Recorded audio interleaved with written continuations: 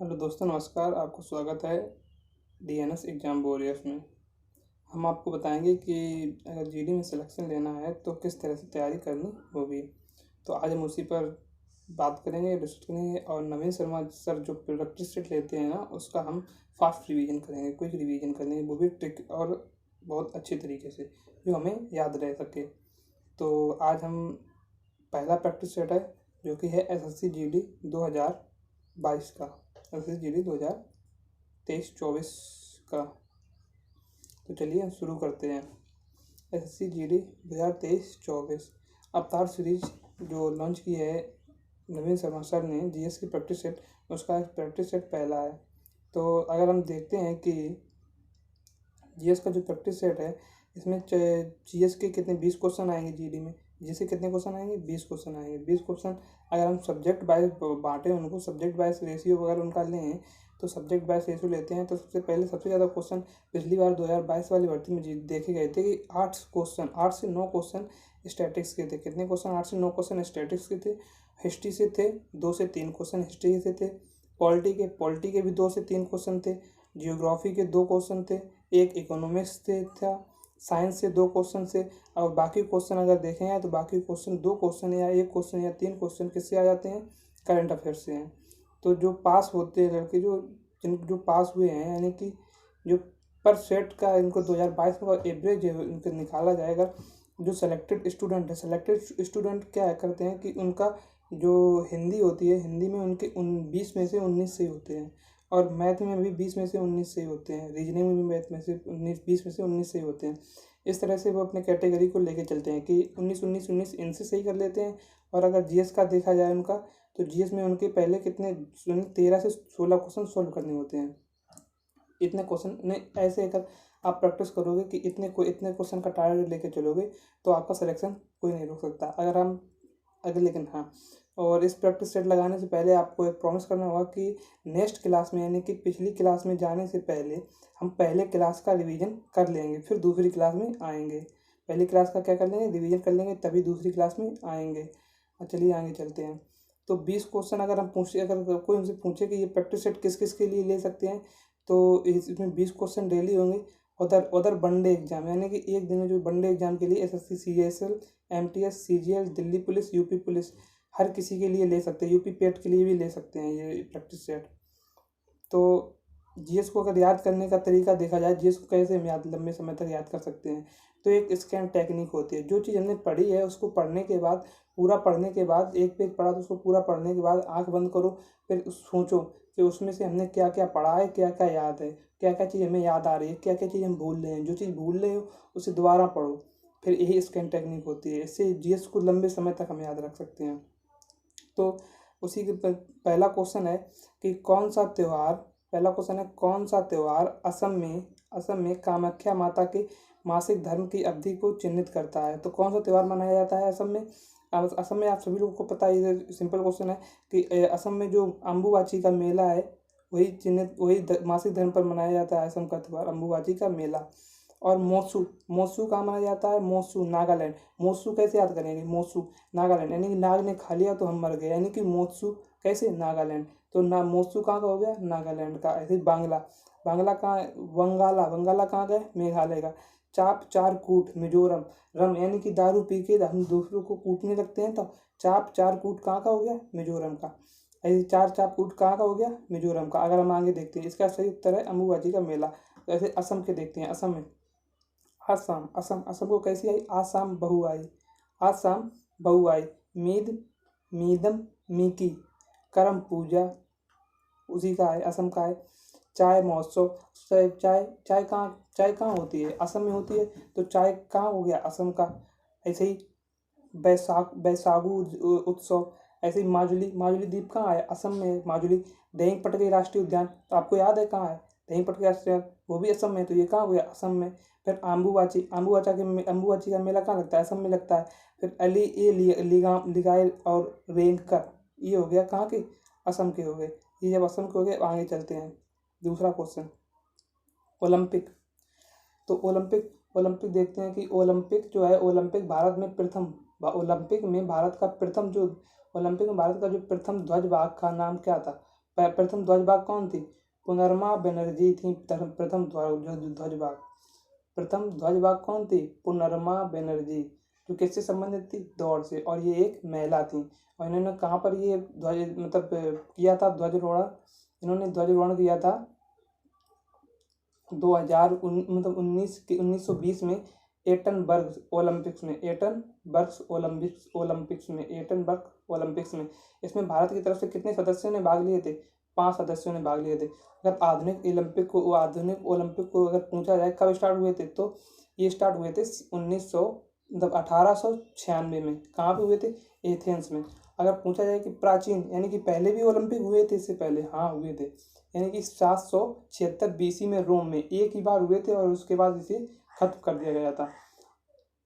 अब हम आगे चलते हैं। भारतीय ओलंपिक संघ, अगर देखा जाए भारतीय ओलंपिक संघ, तो भारतीय ओलंपिक संघ का गठन कब हुआ? 1927 में किसका गठन हुआ? भारतीय ओलंपिक संघ का। पहले अध्यक्ष कौन बने? ओलंपिक संघ के पहले अध्यक्ष कौन बने? सर दाराबजी टाटा। कौन बने? सर दाराबजी टाटा। और पहली महिला अध्यक्ष पूछे हैं, जो कि अभी वर्तमान में भी हैं, PT ऊषा, यही पहली महिला अध्यक्ष बनी थी। अब आगे देखते हैं। भारत का पहला पदक, ओलंपिक पदक कौन लाया? भारत का पहला ओलंपिक पदक KD यादव ने लाया। ये कौन सा पदक था? कांस्य पदक था। कब लाया था? 1952 में हेलसिंकी ओलंपिक में। किसमें? तो अगर पूछा है KD यादव का संबंध किससे है, तो KD यादव का संबंध कुश्ती से है। किससे है KD यादव का संबंध? कुश्ती से है।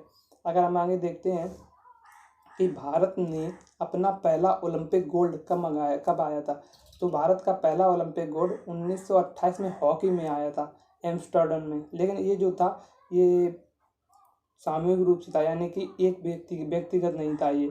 अगर पूछा जाए भारत का पहला व्यक्तिगत गोल्ड कौन लाया?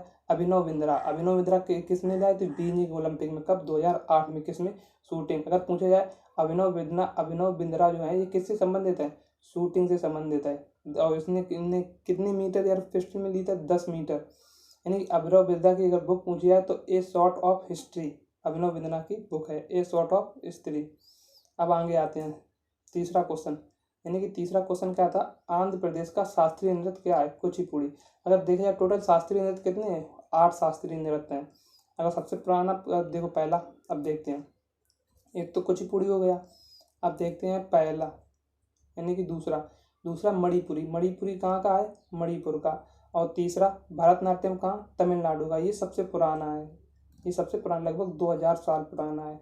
तीसरा अगर पूछा जाए, चौथा पूछा जाए तो मोहिनीअट्टम कहाँ का है? केरल का। मोहिनीअट्टम केरल का। और केरल का एक कौन सा है? कथकली केरल का। अगर ओडिसी देखा जाए, ओडिसी उड़ीसा का। कथक कहाँ होता है? यूपी में। और सत्रिया असम का। ये सबसे नवीनतम है। ये कब जोड़ा गया? 2000 में जोड़ा गया। अब आगे देखते हैं चौथा क्वेश्चन। क्रिकेट विश्व कप 1983 के फाइनल मैच में किस खिलाड़ी को सर्वाधिक रन बनाए? किस खिलाड़ी ने सर्वाधिक रन बनाए? सर्वाधिक रन किसने बनाए? कृष्णाचारी श्रीकांत ने। कितने? 51 गेंदों पर 38 रन बनाए थे। और मैन ऑफ द मैच कौन हुआ था? मोहिंद्र अमरनाथ। इन्होंने रन तो कम बनाए थे, 26 रन बनाए थे लगभग, और इन्होंने 3 विकेट भी लिए थे। अब आगे देखते हैं कि 1975 का जो पहला विश्व कप हुआ था, वो कब हुआ था? क्रिकेट वर्ल्ड कप कब हुआ था? 1975 में। जीता कौन? West Indies. और किसको हराया? इंग्लैंड को हराया था। फिर उसके बाद 4 साल बाद 1979 में दूसरा हुआ। कौन जीता? वेस्ट इंडीज फिर पुनः जीती। और किसको हराया? ऑस्ट्रेलिया को हराया। अब तीसरी बार 1983 में किसकी बारी थी? अब इस इंडिया की बारी थी तीसरी बार। अब देखो तीसरी बार कौन जीता? तीसरी बार जीता भारत। किसको हराया? वेस्ट इंडीज को हराया। कितने रनों से? 43 रनों से। और फाइनल मैच जो कहाँ हुआ? ये हुआ इंग्लैंड के लॉर्ड्स मैदान में। कहाँ हुआ था? इंग्लैंड के लॉर्ड्स मैदान में।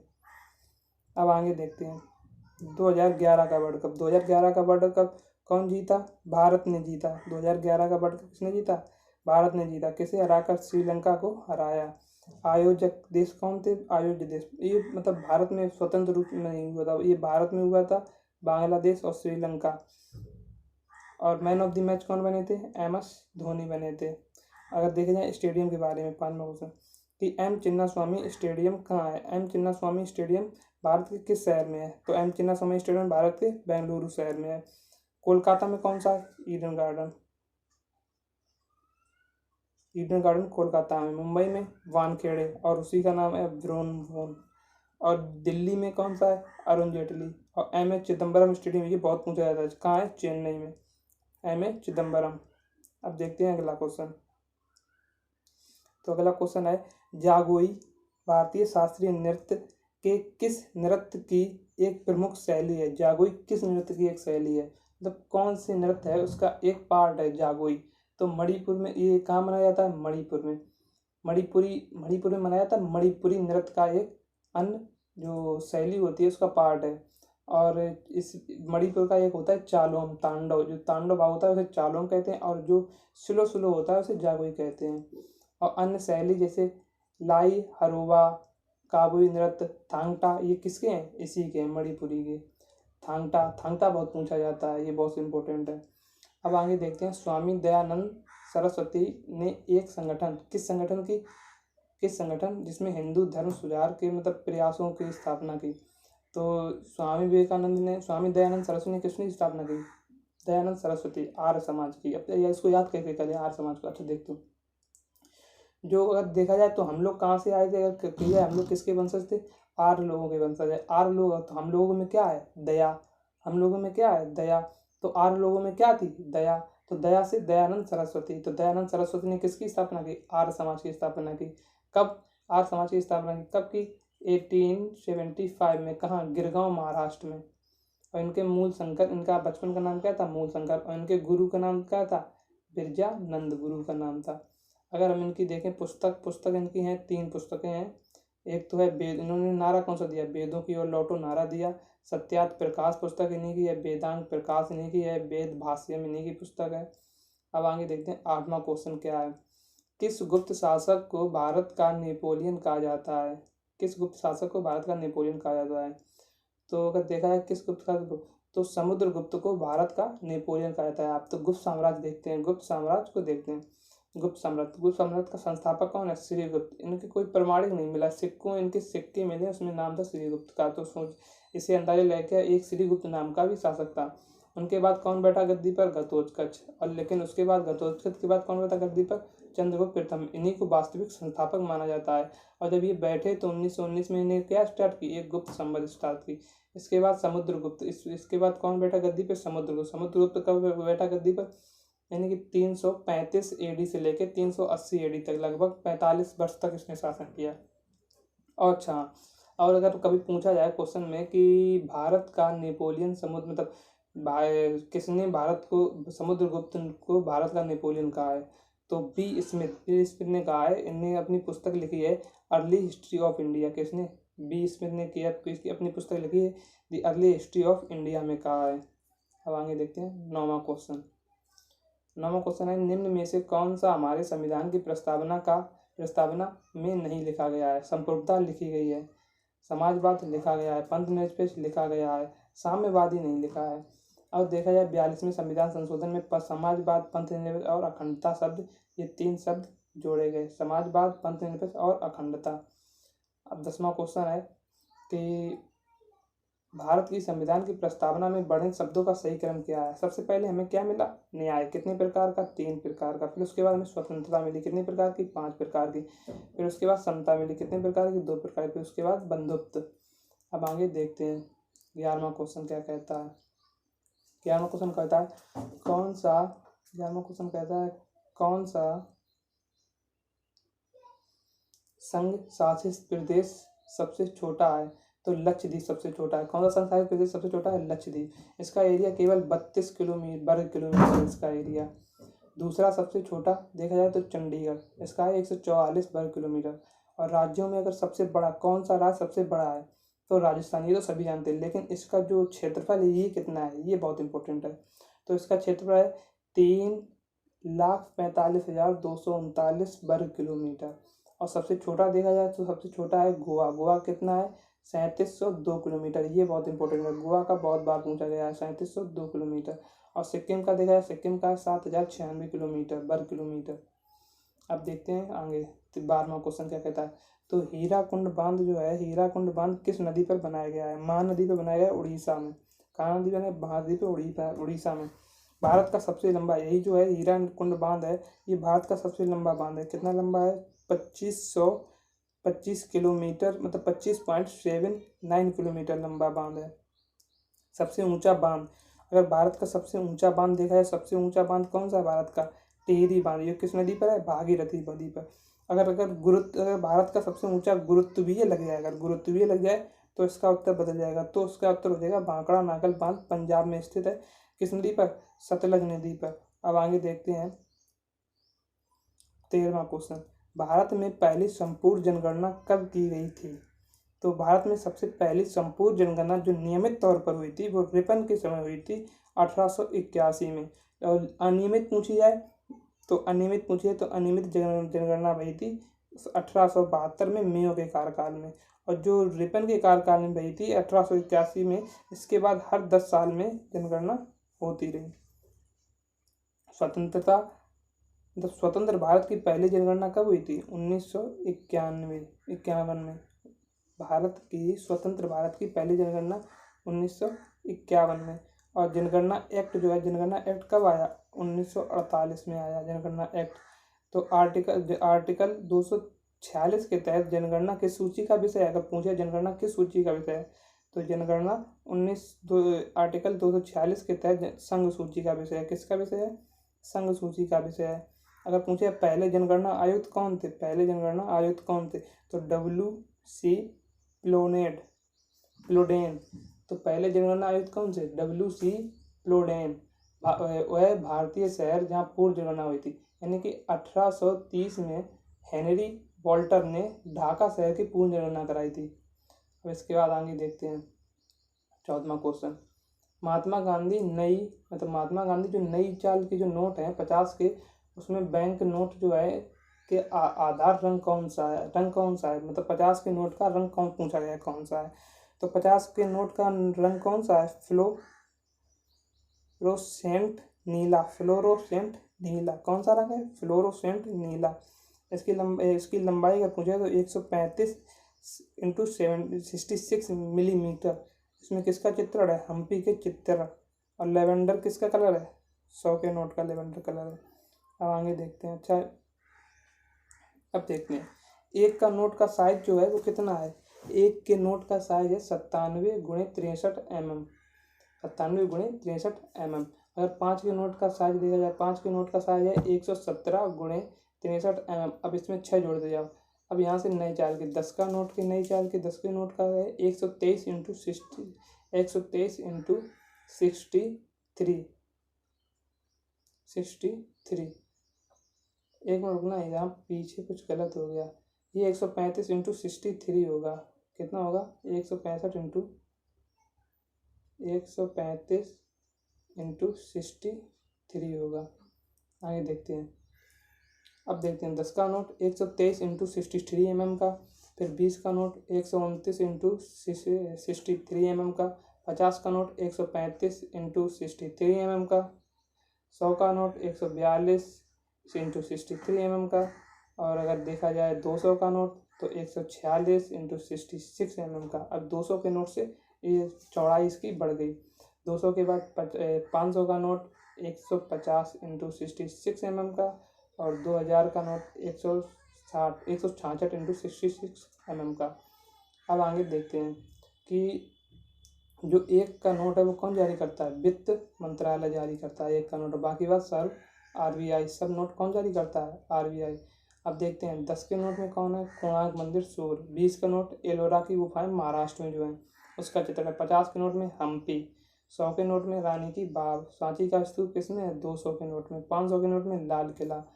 और 2000 के नोट में मंगलयान। 2000 के नोट में कौन सा है? मंगलयान। वह तापमान जिसका पाठ फ़ारेनहाइट एंड सेल्सियस दोनों पैमाने पर समान रहता है, -40 डिग्री। ये फार्मूला होता है फ़ारेनहाइट को सेंटीमीटर बदलने का और सेंटीमीटर को फ़ारेनहाइट बदलने। C/5 = F-32/9। अब देखते हैं H2SO4 किसका रासायनिक सूत्र है? ये ऑयल ऑफ विट्रॉल। कशिश का तेल जिसे कहते हैं, अम्लराज जिसे कहते हैं। और बैटरियों का निर्माण में इसका प्रयोग होता है कि बैटरी, ये क्वेश्चन पूछो बैटरी के निर्माण में किसका प्रयोग होता है, तो H2SO4 का। HCl को क्या कहते हैं, हाइड्रोक्लोरिक अम्ल या mercuric acid. FeSO4 ferrous sulphide या हरा विट्रियोल। या CuSO4 को नीला थोथा या कॉपर सल्फेट कहते हैं। अब आते हैं विटामिन पर। तो किस विटामिन को थायमीन के नाम से जाना जाता है, हम विटामिन देंगे कि विटामिन ए होता है, विटामिन बी होता है, vitamin C, vitamin D, vitamin E, vitamin K. Vitamin A का नाम रेटिनॉल, विटामिन बी का नाम थायमीन, विटामिन सी का नाम एस्कॉर्बिक अम्ल, विटामिन डी का कैल्सीफेरॉल, विटामिन ई का टोकोफेरॉल, विटामिन के का फिलोक्विनोन। अब देखते हैं विटामिन B1 का नाम भी थायमीन होता है, तो विटामिन B1 का नाम क्या हुआ, थायमीन। अब आगे देखते हैं 18वां क्वेश्चन। अब यहाँ से 3 क्वेश्चन करंट अफेयर के हैं। तो हाल ही में किस देश से संबंधित लेखक जॉर्जी गोस्पिनोव को इंटरनेशनल बुकर पुरस्कार से सम्मानित किया गया, बुल्गारिया के। ये कहाँ के हैं, बुल्गारिया के। इनकी बुक का नाम क्या है, टाइम सी हर। किसे मिला, क्वेश्चन पूछा जाएगा कि अंतर्राष्ट्रीय बुकर पुरस्कार किसे मिला, तो जॉर्जी गोस्पिनोव को। किसे, जॉर्जी गोस्पिनोव को। अब देखते हैं 19वां क्वेश्चन। चर्चित नामदा कला का संबंध किस राज्य या यूटी से है, तो चर्चित नामदा कला का संबंध कहाँ किससे है, जम्मू एंड कश्मीर से है। अब देखते हैं कि विश्व क्रिकेट में लगातार 100 टेस्ट मैच खेलने वाले प्रथम गेंदबाज कौन बने, तो नॉर्थन लायन। कौन बने, नॉर्थन लायन। तो आपकी तैयारी कैसी चल रही है वो इसी तरह से बताएंगे हमें, और आपके कितने क्वेश्चन सही गए और कोई 5 रिवीजन कैसा है। अगर इसकी पीडीएफ चाहिए, इसकी पीडीएफ चाहिए तो कमेंट में हमें बताएं। और अगर इसी तरह इसके और आगे वीडियो देखना चाहते हैं, प्रैक्टिस सेट फास्ट रिवीजन और करना चाहते हैं, तो चैनल को सब्सक्राइब, लाइक और शेयर सब करते रहें।